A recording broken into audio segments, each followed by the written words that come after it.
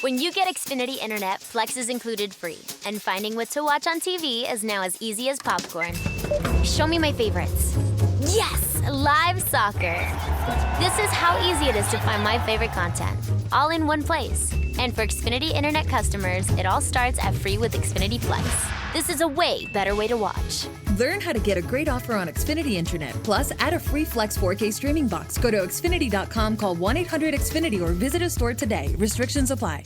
You might have noticed a change in your neighborhood lately. Yep, Sprint stores are now T-Mobile stores. Now that Sprint is T-Mobile, you get more coverage, value, and benefits than ever before. We've invested billions to bring our 5G from big cities to small towns across America. And great coverage is just the start. From high-speed mobile hotspot data to weekly deals and giveaways, our customers get tons of great benefits. Head to your new T-Mobile store to learn more. Qualifying service and capable device required. Coverage not available in some areas. Some uses may require certain plan or features. See T-Mobile.com. Notes of the day, a lot of Big 12 talk here on your Cougar Sports Insider Radio Network. We did discuss some U of A talk as well earlier in the show. I want to get to that, too, in this segment of what's cooking with the Cougars. Always brought to you by Moochie's, MoochiesMeatballs.com. Go get yourself something delectably delicious at Moochie's. They're open for dine-in, delivery, curbside, takeout. They have so much to choose from on the menu. It's award-winning food, guys, along the Wasatch Front. It's a place where you can get the sandwiches that your heart desires. But also they got some salads. They got pasta as well. But I dig the authentic Philly cheesesteak, the cheese chicken sandwich, and the atomic meatball sandwich. Try out their sides, fried ravioli, sweet potato fries, and the cheese curds. As I mentioned, they're open for dine-in, delivery, curbside, even takeout. Give them a call and get yourself something delicious today. We missed him in the Keeping Up with the Cougar segment, but let's welcome in former BYU great, BYU legend, Cameron Jensen is going to join us for the What's Cooking with the Cougar segment. Rise and shout, Cameron. The Cougars may be out in Big 12 country. Stole my line, man. Rise and shout. You're always stealing my thunder, man. Always stealing it. Hey, man, you left me high and dry in the 5 o'clock segment. I had to monologue for a good 15 minutes. I owe you, man. Sorry. Let's talk some Big 12, though, man. Let's go. Yeah, give me your thoughts. I mean, once upon a time, you were recruited to play at Oklahoma. Man, you denied the Sooners, Boomer Sooner, and you chose the Cougars. But BYU to the Big 12, what are your thoughts? Yeah, I've been back and forth what this would look like. When Texas and Oklahoma announced, you obviously really could predict that the Big 12 had to do something. And BYU's top of the list. And I think the Big 12 now isn't as picky as they were. Some of the issues we ran into with BYU being BYU are obviously not as important at this point. Cameron, I think they're moving so quickly. Like advocacy groups can't even nobody can't react. They can't react. You know what I mean? Like they just can't react quick enough. Right, student body. Yeah, I think that's what the Big 12 wants. I thought this would happen by the end of the year. Is what I first kind of heard and thought. Now invitations are going out in 7 to 10 days, and they want to make it quick. And so, I'm on board. I think not only for football, and I think this is going to be all sports. Everyone asks me, is this football or bat? No, this is all sports. And I think for basketball, it's great. And I like the conference in football, adding, UCF, Houston, BYU, and then just with the other Texas State, all the other great Big 12 schools. So obviously I'd love if Texas and Oklahoma were in it, but I like it. I think it's a good fit for BYU. And now I think these teams coming into BYU Stadium are awesome. And I think what's going to be great is tomorrow versus Arizona. 75% of the tickets are BYU, and you're going to see the power of the BYU fan base. And I think that's what really got us to this point is the BYU brand, the fan base, and what that brings to the table for the Big 12. So I always wondered where BYU would land. I thought it would be 2025 with all these conference realignments, et cetera, starting all the TV deals, things ending. But I like this fit. I think it's great for BYU, and everyone I talk to is excited. And I'm excited to see these teams coming in every other year into Cougar Stadium. Well, I'm excited as well. I think all of Cougar Nation are excited now. It does need to go to vote to the university presidents and chancellors, and you need 8 votes in favor of conference inclusion. Does that make you hesitant to go all in on BYU to the Big 12, knowing that there is a pending vote, 8 out of 10 must vote in favor of BYU, which, it could be 6 out of 8, honestly, because I don't know if Texas and Oklahoma actually get a vote. Yeah, I don't think they would. I think it's 6 out of 8. Yeah, I mean, I don't think they would get a vote. They're gone. I mean, I know it's 2025. It's a little ways away, but I kind of wonder if any of this realignment makes that been changed. But like they could go earlier, but I doubt it. But yeah, man, what was the question, Ben? I kind of got distracted there. No, are you at all concerned or hesitant to go all in on Oh BYU no, to the Big I'm 12? not. I'm not. I think this is a different Big 12 than we're discussing 2 years ago or whatever that was. This is a conference that's kind of bleeding in a way, and they got to stop the bleeding. They had 2 of their main universities, their main horses in the race leave. They're gone. They have to do something to maintain their relevance. And BYU is the top choice. The strength, the brand, the revenue, they can't be as selective as they were before. And I don't think they're going to have any issues. It's a no-brainer. And if they don't, they all want what's best for the Big 12, and they know BYU being in there is the best for the Big 12 at this standpoint. They can't be selective. So I think it for sure. There might be a university to say they don't vote or whatever to kind of keep those groups at bay, but I think this is a done deal, and I think BYU's into the Big 12. Cameron Jensen here on ESPN 960, discussing all things in Cougar Country. BYU versus the Wildcats. Give me your thoughts on this particular game. Man, I'm excited. I think this comes away. I've looked at Arizona, and I did listen to you talk on the show, Ben. You do a great job breaking down the opponent. Anytime a group comes in, they lost their quarterback starting at Memphis, and then we have 2 quarterbacks coming in. If you have 2 quarterbacks, you don't have one. I've never seen it work well when you're trying 2 quarterbacks and going to give them playing time. So I like that look. And then this is an Arizona team that's struggled, gone through coaching changes. And this is a BYU team that's good. This is a coaching staff that's experienced. And we have talent on this team. I'm excited to see Jaron Hall take the reins, see what he can do. I love that he was voted team captain. That's what you want to see. You want to see the quarterback being the team captain. I just hope he stays healthy. I'm really excited to see the offensive line. That's the one thing I want to see. Now, I know Aaron Roderick came out and talked about these guys in depth, but we lost some really good guys last year. And so I want to see, can we protect the quarterback and can we successfully run the ball? And we have some great running backs, some great skill positions. A team can't come in and defend one or the other because we're so balanced at the receiver, tight end, and running back position. So we need to really take advantage of that. And I'm excited to see Roderick. I think you're going to see a lot of, how the defense lines up. We're going to call play. If they have the numbers in the box, we're going to pass it. We're so diverse. I think we can really be selective in the plays we choose and really read the defense. So, I kind of predict 31-17 coming out of this game. And I hope, BYU delivers on that and they protect the ball. And I want to see this defense step up and stop this Arizona offense. So I'm excited. I'm excited to see this kind of new team, new quarterback, a lot of new faces, a lot of people transferred, how this team comes together. One of the best things about this BYU U of A game, I think, is it's kind of a litmus test. BYU fans will get to see what it's like to blitz all the time. Don Brown, Dr. Blitz, is just going to be blitzing all the time. I think they're going to have a rude awakening offensively. BYU's a good offense. If you're a decent offense, you take advantage of blitzing defenses. Am I right? Am I right? Well, you're right, and you're right, and you're right. Yeah, especially when you have a running quarterback. That's really hard. The teams, when we were going that 3-3-5, call it whatever you want, the Circus Mendenhall defense, but when we were blitzing, when a quarterback could scramble and do that, that was a nightmare for our defense because everybody was either playing man or what. And so I'm excited. Yeah, I with Jaron Hall being able to run this defense, I think it really puts us in a strength in that way. So just excited to see what Roderick comes up with and what he can do. I mean, this is a guy that's been in the game for a long time. And I think there's going to be a lot of that pre-snap, him looking over him possibly and calling the play kind of late. I would love to see that and really reading what the defense is going to do. Yeah, I'm intrigued by it. We got Cameron Jensen here on ESPN 960. What do you think about Brennan Carroll, the offensive coordinator of U of A? comes from the NFL pedigree, right? The Carroll name, Pete Carroll. I know you're a fan of Pete Carroll. We're all fans of Pete Carroll. Good football coach. So the lineage is strong. It's a football family. We've been told that there's a lot of pro-style elements in Brendan Carroll's offense. What say you? What do you think about pro-style versus some of the more collegiately savvy schemes that we see?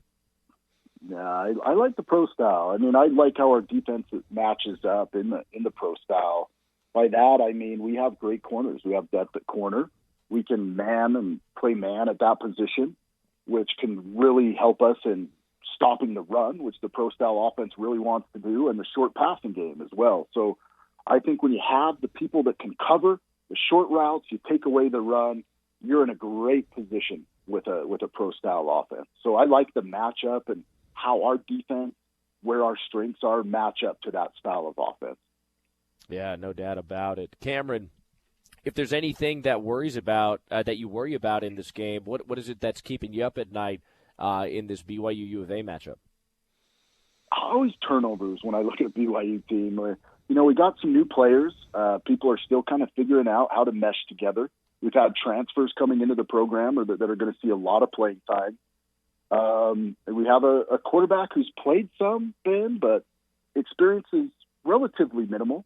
So I want to see how they handle the stage. It's going to be a big stadium. That's a NFL stadium. There's going to be 57,000 fans. Now, most of them BYU, yes, but it's kind of the first game. I want to see them handle the moment. I want to see them look like a veteran team. I want to see them look like an extremely well-coached team. And I want to see a BYU team protect the ball.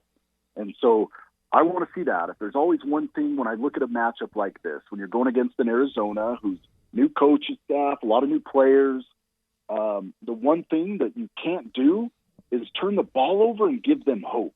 You want to take that away from the first play. So I really hope that, and then how can we protect Jaron Hall in the pocket? Yeah. I believe in this offensive line, but I want to see consistently that they're a dominant offensive line. So those are the two things that I'm kind of looking for that I want closure on is what's our offensive line like, and is this a mature offense that meshes well and can protect the ball? Cameron Jensen, ladies and gentlemen, just a word to the wise or the word to the weary. Ball control. You got to be in ball security. That one is always on the. I mean, I'm thinking more next week ball security than anything, man. Turnovers versus Utah, man. I know you're going to be on our show next week to discuss it, recap the BYU U of A game and discuss the Utah game as well. But what did you think of University of Utah last night versus the Weber State Wildcats? Yeah, I watched most of the game. I didn't watch all of it, but I watched quite a bit. I'm impressed with their quarterback, and I know there were a lot of drop balls in the end zone on both sides. I thought Weber State didn't do well in that moment. I thought earlier in the game they had a chance to get some first downs and even a touchdown, and I thought their team kind of had those couldn't quite handle the moment and dropped balls, and I thought they were a little predictable. But Utah is Utah. I thought they were sound defensively. I thought they can run the ball well. They've got a good offensive line, and they've got a quarterback. Now, I think he has some talents and is well, but he's still figuring things out himself. So could look that into next week. But this is a good Utah football team. I mean, they didn't lose anybody last year. They didn't play any games. Nobody left. There's still a lot of those same names that we've been watching at Utah for a long time. But Utah they're sound on defense. They're going to run the ball, and they've got a quarterback who's making some good throws. So I'm impressed with that Utah team, and I'm excited for the matchup next week. All right, and closing it out, what do you predict the score to be? BYU versus U of A. Give me your score prediction, Cameron Jensen. Ben, I want to see a 31-17. I want to see our defense do well, and I want to see our offense put a point. So I'm 31-17. Go Cougars come Saturday night. Love it. Cameron Jensen, ladies and gentlemen. We'll chat with you again soon. Thanks so much for joining us, Cam. Always a pleasure. Always a pleasure. My pleasure and blessing. Cameron Jensen, ladies and gentlemen. We'll call that a show. I'll give you my final prediction and projection as well as we round out the show. I'm pretty confident in this BYU Cougar football team. Not only am I confident in this offense being good, led by Aaron Roderick, and ultimately I guess coached and schemed and architected by Aaron Roderick and led by Jaron Hall. I'll kind of maneuver my words a little bit differently there. So architected and schemed and ultimately envisioned by Aaron Roderick, but led by Jaron Hall, your quarterback. And Jaron Hall's going to be good, guys. You always have that caveat. You always have that that side note, and you always preface it with, hey, if he stays healthy, sky's the limit. We know that. He can be really, really good for the Cougs and extremely talented football player. But he doesn't have to rely on Jaron Hall. Jaron Hall doesn't have to rely on Jaron Hall. Jaron Hall can distribute the football to his playmakers. Tyler Algier, Lopini Katoa. I do question the health of Lopini a little bit. We didn't hear much about Lopini throughout fall camp. How's he doing? Does he have some nicks and dings and bruises? You wonder. I still am concerned about offensive line depth. I was chatting with a few individuals recently, and they're like, "Well, there's eight guys that could play for the Cougs." I'm like, I like Campbell Barrington, and I like Braden Keim, and I like Joe Tukuwafu as well. Those are your five guys, or they're three guys outside of the starting five, I would say. Connor Pay's been good at right guard, from what I've been told. Harris LeChance solid at right tackle. James Empey at center. Clark Barrington at left guard. And then, of course, Blake Freeland, the monster, I am Groot, at left tackle. But I was worried about attrition along that offensive line. But this BYU offense is going to be good. I think they're going to put up points. And I think Jaron's going to lead us to a victory at game one. And I think it's going to be a convincing victory. I think the coaching staff has prepared this team for a game better than they have in maybe years past, because they've had more 11-on-11 drills. More 11-on-11 drills means just more repetitions to go around for your guys, and luckily for BYU, they haven't had any season-ending injuries while participating in 11-on-11 drills.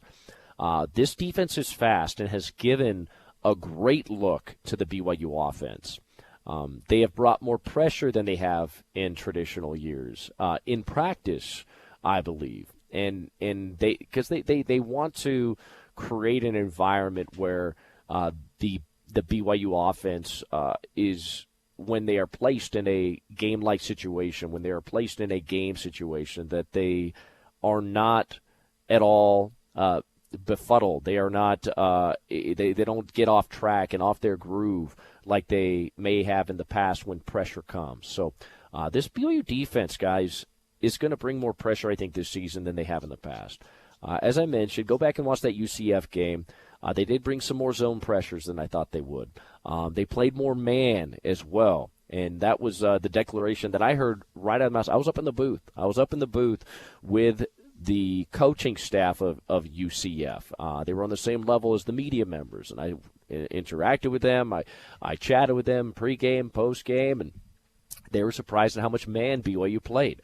The more trust Elisa Tuiaki has on the back end of his secondary, his linebackers, his corners, his safeties, the more he'll bring some fuego, the more he'll bring the fire. So I'm going to call it as I see it. I'm going to say 34-13 Cougs. I expect a dominating victory. I expect BYU to come out and dominate from the get-go. I really believe that. Not to say Arizona Wildcats won't have their time, but I feel like BYU is going to dominate from the get-go.